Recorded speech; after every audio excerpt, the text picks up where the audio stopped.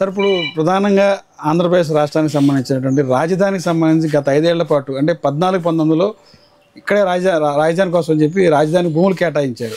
First విడతగా దాదాపు 39,000 ఎకరాల భూములు తీసుకున్నారు. టెండర్లు పిలిచారు, కొన్ని వర్క్లు అయితే స్టార్ట్ చేశారు. తర్వాత కాలక్రమేపీ గవర్నమెంట్ మళ్ళీ మారిన తర్వాత మొత్తం ఆగిపోయింది. గత 5 ఏళ్ల పాటు చూస్తే ఉద్యమం చేశారు. అప్పుడు ఆనాటి గవర్నమెంట్ వైసీపీ గవర్నమెంట్ 3 రాజధానులు అన్నారు, రకరకాలుగా ఇది చేసి చాలా గందరగోళం ఉంది. దాని మీద కూడా రైతులు కానీ చాలామంది ఉద్యమం చేశారు. దాదాపు కేసులు చాలా ఇబ్బంది పడ్డారు. మీరు కూడా దానికి సపోర్ట్ చేశారు ఆ టైంలో. మరలా ఇప్పుడు గవర్నమెంట్ వచ్చింది, 14 నెలలు అవుతుంది. మరలా ఇప్పుడు 2వ విడత భూసేకరణ అంటున్నారు. దాని మీద ఎలా స్పందిస్తారు, ఏం చెప్తారు? మీకు ఒక సీనియర్ నాయకుడిగా, ఒక రైతుగా ఏం చెప్తారు? వాస్తవం రైతుల్లో ఒక పెద్ద గందరగోళం ఉంది. అర్థమైంది.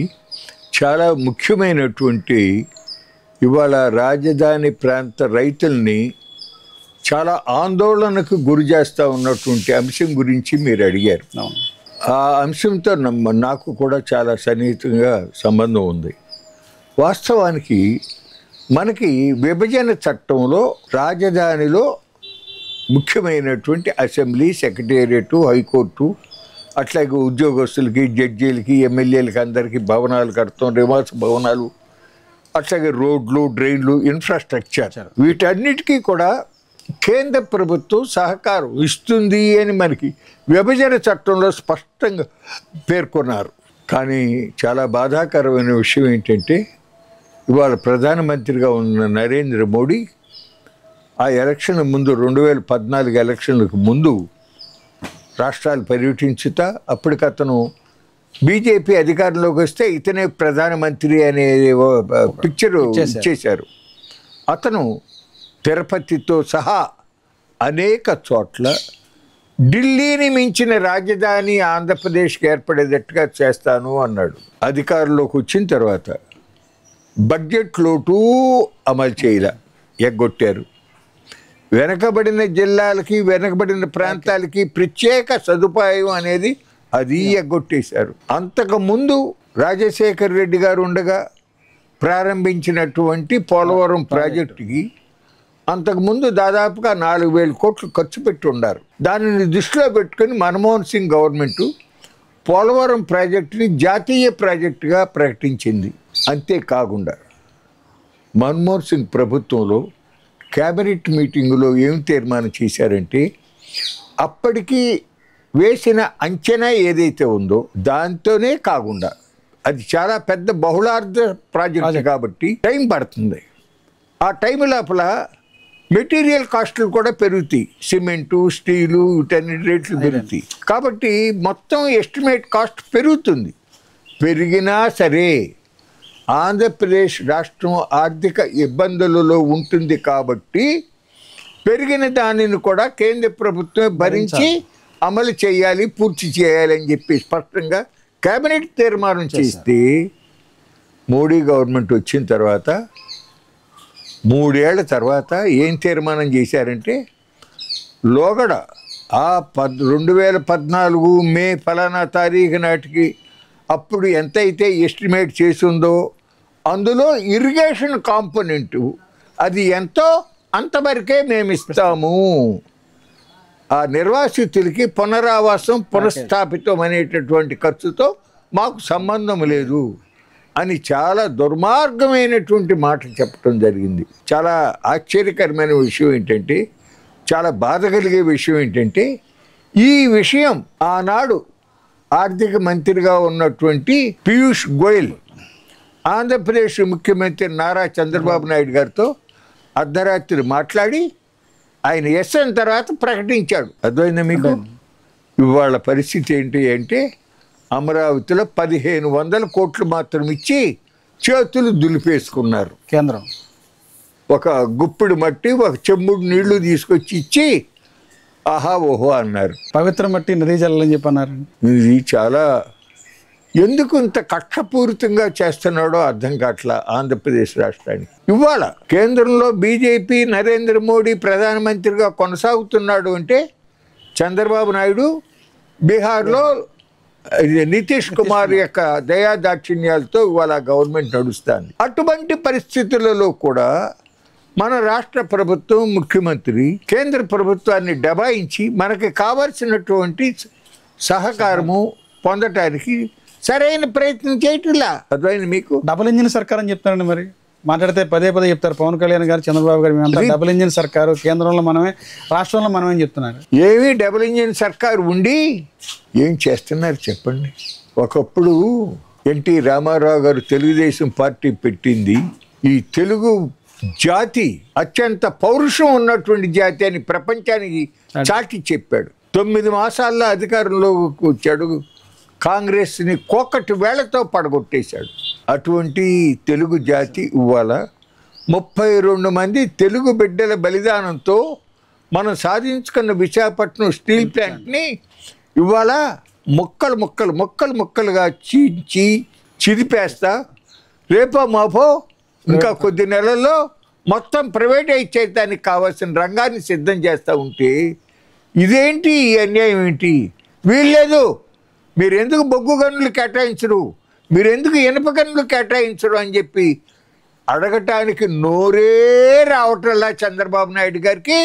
అట్లాగే ప్రజలు ఎన్నుకున్నటువంటి పార్లమెంటు మెంబర్లకు కూడా సార్ ఇదే ప్రాజెక్ట్ వెళ్ళి అక్కడ ఆర్సిలార్ మెట్టల్లోకి వండి అని అడుగుతారు. అట్లాగే మన రాష్ట్రంలో నెల్లూరు జిల్లాలో మాలకొండ అనే ప్రదేశంలో, అట్లాగే ప్రకాశం జిల్లాలో కొన్ని చోట్ల ఐరన్ ఓర్ ఉంది, కాస్త తక్కువ క్వాలిటీది. ఇవి కనీసంగా విశాఖపట్నం స్టీల్ ప్లాంట్కి ఓర్ లేకపోవటం వలన బోర్డంతా నష్టపోతున్నారు. మన చేతిలో ఉండే పని మనం చేద్దామని అనుకోకుండా జిండాల్ స్టీల్కి కట్టబెడతా ఉంటే ఈ ప్రభుత్వం ప్రజల కోసమా, కేవలం కార్పొరేట్ల కోసమా? అక్కడ మోడీ అదే, ఇక్కడ చంద్రబాబు కూడా అదే లైన్లో వెళ్తా ఉన్నాడు. పవన్ కళ్యాణ్ గారు ప్రేక్షక పాత్ర వహిస్తున్నారు. సార్ ఇదే పవన్ కళ్యాణ్ గారు ఎన్నికల ముందు మాకు అధికారం ఇస్తే విశాఖ స్టీల్ని ఇక్కడే ఉంచుతాము అని పదే బహిరంగ సభల్లో చెప్పారు, ఎన్నికల ముందు చెప్పారు. ఈ రోజున ఆయనే నేను గేమ్ చేంజర్గా మారానని చెప్పి అన్నారు. అదే పవన్ కళ్యాణ్ గారిని మోడీ గారు ఎక్కడికో ఆకాశానికి ఎత్తుతున్నారు. నిన్నగాక మొన్న ఈ మధ్యనే పార్లమెంటులో ఒక సభ్యుడు అడిగిన ప్రశ్నకు సమాధానం చెప్తూ కేంద్ర cabinet committee on economic affairs Visakhapatnam steel ప్లాంట్ని 100కి 100 పాళ్ళు అమ్మేయాలి అని తీసుకున్న నిర్ణయంలో మార్పేమీ లేదు, ఆ దిశగానే ప్రొసీడ్ అవుతాము అని చెప్పి పార్లమెంట్లో చెప్పాడు. ఇదేమి రహస్యం కాదు, నేను చెప్పేది కాదు, పార్లమెంట్లో చెప్పిన విషయం.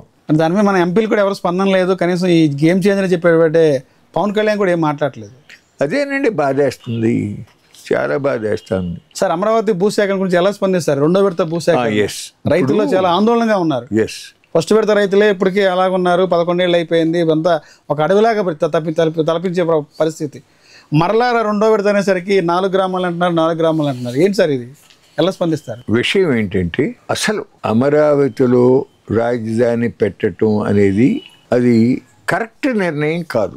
కొద్దిగా లోతుగా ఆలోచించితే అటు శ్రీకాకుళం జిల్లా నుంచి ఇటు అనంతపురం జిల్లాకి మధ్యలో రాజధాని అయినా సెంటర్లోనే ఉంటుంది, నూజివీడు ఆకిరిపల్లి ఏరియా అయినా అంత సెంటర్లోనే ఉంటుంది. కేంద్ర ప్రభుత్వం మనకు విభజన చట్టంలో రాజధాని నిర్మాణానికి అవసరమైతే డిగ్రేడెడ్ ఫారెస్ట్ ల్యాండ్స్ మేము ఇస్తాము సెంట్రల్ గవర్నమెంట్ అని చెప్పి వాళ్ళు మనకి స్పష్టంగా హామీ ఇచ్చారు. అక్కడ పెట్టి ఉంటే అక్కడ ఉన్నాయి, కొన్ని వేల ఎకరాలు ఉన్నాయి. దగ్గరలో గన్నవరంలో ఎయిర్పోర్ట్ ఉంది, మన పోలవరం కుడికాలు వెళ్తుంది, నాగార్జున సాగర్ లెఫ్ట్ కెనాల్ వెళ్తా ఉంది, బాగుండేది. కానీ చంద్రబాబు నాయుడు గారికి మనసులో అక్కడ కృష్ణా నది పక్కమటుగా నదీముఖ అభివృద్ధి చేస్తే బాగుంటుందని ఆయన మనసులో ఉంది. అందువలనే కేంద్ర ప్రభుత్వం నియమించినటువంటి శివరామకృష్ణన్ కమిటీ వాళ్ళు రాష్ట్రం అంతా తిరిగి రిపోర్ట్ తయారు చేసి ఆ రిపోర్ట్ సబ్మిట్ చేయకముందే చంద్రబాబు నాయుడు గారు నారాయణ గారి అధ్యక్షతను ఒక కమిటీ వేయటం, ఆ కమిటీ ముందుగానే శివరామకృష్ణన్ కమిటీ తన అభిప్రాయాన్ని చెప్పకముందే అమరావతిలో పెడితే బాగుంటుందని చెప్పి మన నారాయణ గారి కమిటీ చెప్పేసింది. సీఎం గారి మనసులో ఉన్నమాట చెప్పేసింది. మేము దానిపైన సరే ఓకే పెట్టాలి ఇక్కడ అనుకున్నారు, మంచిదే. అసెంబ్లీలో కూడా తీర్మానం చేశారు. మేమేమన్నామంటే నేను అనుమోల్ గాంధీ గారిని లింగాయపాలెంలో ఉంటాడు. అవునండి. అట్లాగే బొలిశెట్టి సత్య గారు అని చెప్పి విశాఖపట్నంలో ఉంటాడు. జనసేన చాలా ఇంపార్టెంట్ లీడర్ ఆయన.